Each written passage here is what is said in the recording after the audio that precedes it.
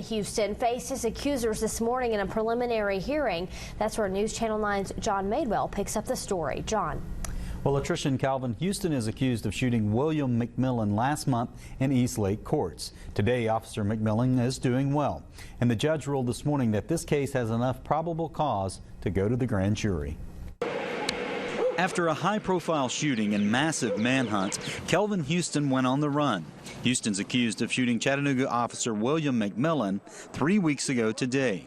This morning, we found out he ended up at DeShaun Walker's house early the next morning. When Mr. Houston told you that he'd shot somebody, did he tell you it was the evening before?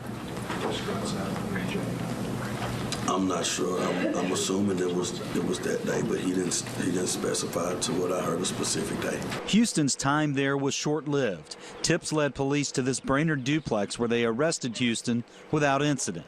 When that happened, Walker started putting the pieces together.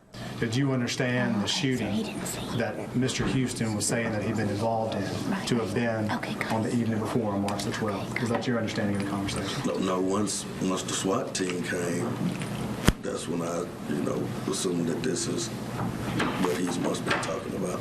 Houston's attorney, Wendy Stanfield, tried to get the attempted first-degree murder charge reduced. It's our position that at most this is an aggravated assault, that it doesn't rise to the level of attempted first-degree murder as no intent has been shown.